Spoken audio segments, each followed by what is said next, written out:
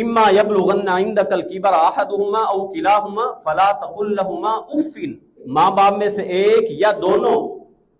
وہ بڑھاپے کو تمہارے پاس پہنچ جائیں، فلا تقل لہما اف،